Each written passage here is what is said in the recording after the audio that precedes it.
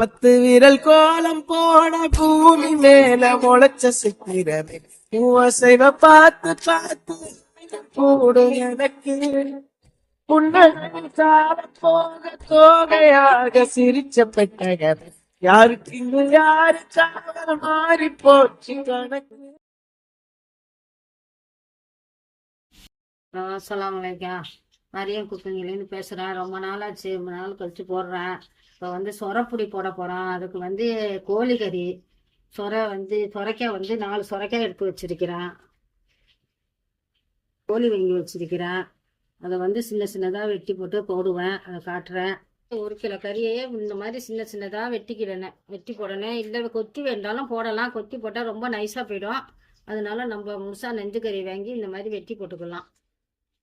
சின்ன சின்னதாக வெட்டி போடலாம். கறியை போட்டு வச்சுக்கினேன். கறி வெந்தாலும் போடலாம், கோழி வெண்டா போடலாம். அதுக்கு வந்து 5 வெங்காயம் எடுத்து வச்சிருக்கிறேன். தக்காளி ஒரு 7 தக்காளி, சின்ன சின்ன தக்காளி ஆக்கிது 7 எடுத்து வச்சுக்கிறேன். பச்சை மிளகா ஒரு 7 எடுத்து வச்சுக்கிறேன். இஞ்சி பூண்டு வந்து ஒரு 150 இஞ்சி பூண்டு அரைச்சி வச்சிருக்கிறேன். நான் வந்து இப்போ வந்து சொரப்புடி போடுறதுக்கு இப்போ அதை ரெடி பண்ணிக்கிட்டு இருக்கிறேன். வந்து ரொம்ப நாளாச்சு நாங்கள் வீடியோ போட்டு. இப்போ வந்து புடி போடுறேன், பாருங்கள், காட்டுறேன். இன்ஷா அல்லாஹ் இனிமேலேருந்து வீடியோ கண்டினியூவாக வந்துக்கிட்டு இருக்கோம். இன்ஷா அல்லாஹ் இந்த போடுறத காட்டுறேன். எண்ணெய் ஊற்றினேன், சட்டியை வச்சு எண்ணெய் ஊற்றுறேன்.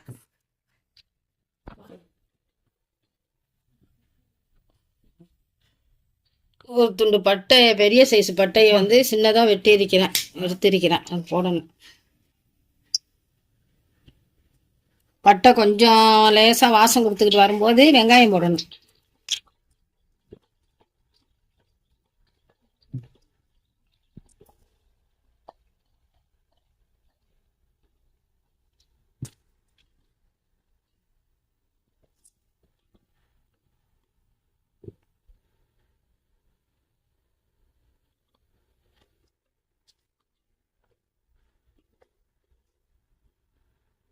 இந்த சின்ன ஸ்பூனால் ஒரு 3 ஸ்பூன் சோம்பு போடலாம்.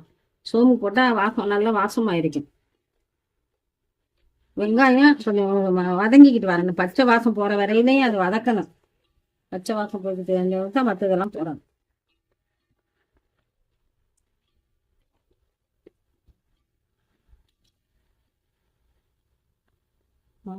ஒரு கிலோ கோழிக்கறிக்கு பெரிய ஸ்பூனால 4 ஸ்பூன் இஞ்சி பூண்டு இது அரைச்சி வச்சது அதை போட்டு. இது வந்து இப்போ வெங்காயம் வந்து வதங்கி மாறிடுச்சு, பச்சை வாசம் மாறிடுச்சு. இப்போ இஞ்சி பூண்டை போட்டு வைக்கிறேன்.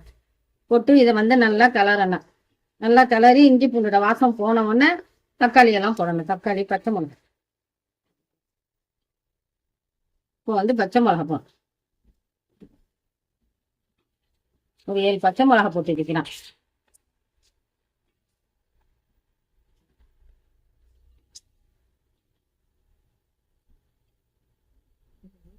இப்போ இஞ்சி பூண்டோட வாசம் நல்லா வாசம் போய் நல்லா மணமாக இருக்குது. வெங்காயம், பச்சை மிளகா, இஞ்சி பூண்டு போட்டுருக்கிறேன், மணமாக இருக்குது. இப்போ வந்து தக்காளியை சேர்க்கிறேன். இதில் தக்காளி கொஞ்சம் நல்லா வதங்கி வந்தோடனே மசாலா சேர்க்கணும்.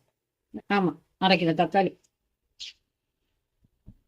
இப்போ இந்த ஸ்பூன் சின்ன ஸ்பூன் தான். இந்த ஸ்பூனால் கரம் மசாலா வந்து 3 கரண்டி போடுறேன். 3 ஸ்பூன் போடுறேன். 1 கிலோ இறைச்சி கோழி. இப்போ வந்து மிளகு ஜீரகம், இது மிளகும் ஜீரகமும் இதில் வந்து 2 ஸ்பூன் தான் போடுறோம். மஞ்சத்தூள் 3 ஸ்பூன் போடுறேன். மஞ்சள் எல்லாம் கொஞ்சம் மஞ்சள் நல்லா வச்சுட்டு இருக்கணும். ஓகே. இது வந்து இந்த துடிக்கு வந்து கோழி போடலாம், இறைச்சி போடலாம், ஆட்டுத்தலை போடலாம். ஆட்டுத்தலையை நல்லா கொத்தி விட்டு நல்லா முள்ளெல்லாம் எடுத்துட்டு வேக விட்டு நல்லா போடலாம். இறால் போடலாம். நம்மளோட இஷ்டம், நம்ம எது வேணாலும் போட்டு நல்லா சாப்பிடலாம். நல்லா இருக்கும் சாப்பிட்றதுக்கு. நைட்டில் பசியாக இருப்பா இதை சாப்பிட்டு போக. இல்லை சும்மா சாயங்காலம் நேரம் டின்னர் கணக்கில் வச்சு சாப்பிடலாம். கோழி மசாலாவில் இந்த கரண்டியால் சிக்கன் மசாலா 3 கரண்டி போடுறேன். இதில் தேவையான அளவு உப்பு போட்டுக்கலாம். அதில் மசாலாலையே ஏன்னா நம்ம நிறைய மசாலா கொடுத்து நிறைய கறி கொடுக்கறதுனால அது வந்து உப்பு கொஞ்சம் கூட போட்டுருக்கிறேன். ஆணத்தில் ஏறணும், கறியில் ஏறணும். இப்போ வந்து எல்லாம் முறைவி வந்து கோழியை போடுறேன். கோழியை இந்த மாதிரி சின்ன சின்னதாக நறுக்கி வச்சுக்கலாம். இதுக்கு மேலே சின்னதாக கோழி இறைச்சி எதாக இருந்தாலும் இப்படி சின்னதாக நறுக்கி போட்டால் தான் வந்து கொஞ்சம் சேர்ந்த மாதிரி நல்லா இருக்கும். பெருசாக போட முடியாது, சின்ன சின்னதாக தான் போடணும். ஆட்டுத்தலையாக இருந்துச்சுன்னா கொஞ்சம் முள்ளு இருக்கிறதுனால முழுசாக போடலாம், கொஞ்சம் பெருசாக போட்டுக்கலாம். சுரைக்காய் வந்து இந்த மாதிரி வெட்டி வச்சிருக்கிறேன். நடு குடலையெல்லாம் எடுத்துட்டு சுத்தமாக எடுத்துட்டு அது மேலே உள்ள இது மட்டும் தான் எடுக்கணும். உள்ள குளத்தையெல்லாம் எல்லா கொட்டை விதலை எல்லாத்தையும் எடுத்துட்டேன்னா இந்த மாதிரி வெட்டி வச்சுக்கணும். வெட்டி இப்போ இதில் போடணும். ஒன்றா சேர்த்து அந்த கோழியோட சேர்த்து வேக விட்டுடலாம். நான் ஆட்டுத்தலையாக இருந்தால் ஒன்றா போட முடியாது, இறைச்சியாக இருந்தால் ஒன்றா போட முடியாது. கொஞ்சம் வேக்காடு கொடுத்த பிறகு தான் போட முடியும். இது கோழியாக இருக்கிறதுனால நம்ம வந்து ஒன்றா போட்டுடலாம், ஒன்றா சேர்ந்து வெந்துடும். அதுக்குள்ளே உப்பு சேர்த்து போட்டுருக்கிறேன்.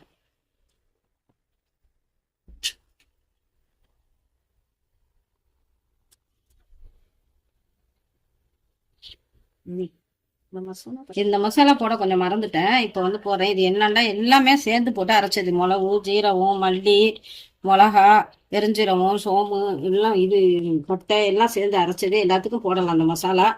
இது செஞ்சு கொடுக்குறோம், வெளியில கொடுக்குறோம். தேவைப்பட்டா நீங்கள் போய் கேளுங்க சொல்றோம். இப்போ இதால வந்து 4 அளவு தண்ணி ஊற்றுறேன். ஏன்னா கொலக்கட்டை போடணும், அதனால அது வந்து வேவணும்.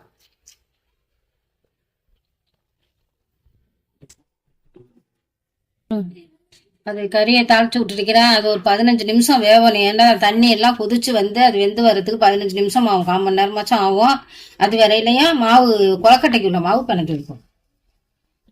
1 கிலோ கறிக்கு 1 படி மாவு போடுறேன்.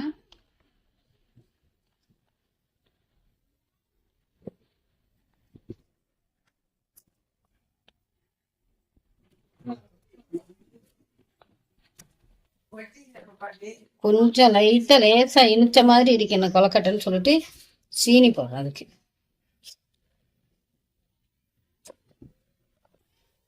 ஒன்றா இருக்குது. அதுக்குள்ள உப்பு போடுறேன்.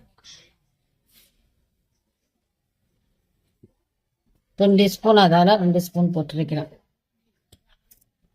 டீஸ்பூனால 3 ஸ்பூன் அளவுக்கு எண்ணெய் ஊற்றணும். அதை வந்து நான் நிதானமாக ஊற்றுறேன். ஒரு மூடி, பெரிய மூடி தேங்காய் பால் எடுத்து வச்சிருக்கிறேன். அதை ஊற்றி பிணையலாம்.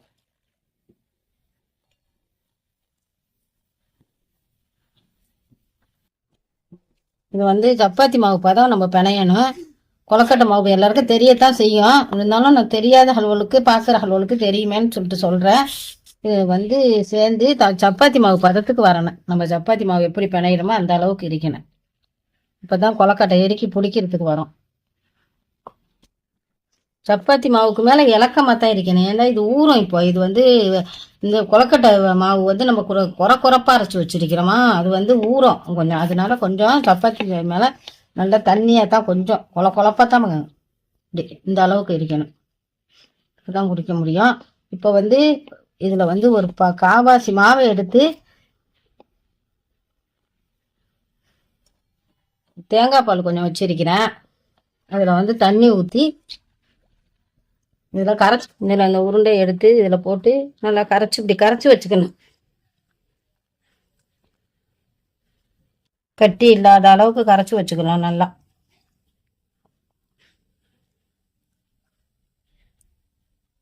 வந்து இந்த கொலக்கட்டை மாவு இந்த மாதிரி ஊறி இந்த பதத்துக்கு வந்துருச்சு. இந்த சப்பாத்தி மாவுக்கு கொஞ்சம் இலக்கம். கொலக்கட்டை மாவு எல்லாருக்கும் தெரியும், இருந்தாலும் நான் காட்டுறேன். இந்த பாருங்க, இது வந்துச்சு. இப்போ நம்ம வந்து இதை சின்ன சின்னதாக உருண்டை போடணும். கொலக்கட்டை பண்ணணும். கொலக்கட்டைன்னா இப்போ சின்னதாக உருண்டையை ஒரு மாவை கொஞ்சமாக எடுத்து நம்ம இந்த விதலில் வச்சு கையில் வச்சுக்கிட்டு இப்படி பிடிக்கணும்.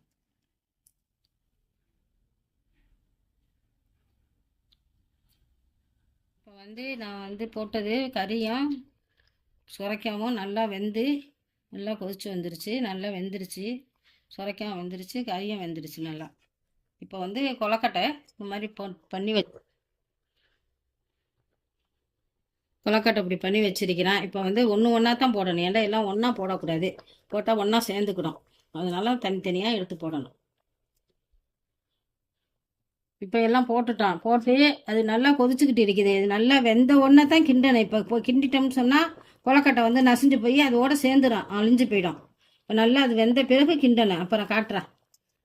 நல்லா வெந்துக்குது. இப்போ நல்லா வெந்துருச்சு. இப்போ கொலக்கட்டை இப்போ கரைச்சி வச்சுக்கிட்டு இப்போ இதில் ஊற்றணும். ஊற்று வரும்போது அது வந்து திணங்கிடும் அப்படியே.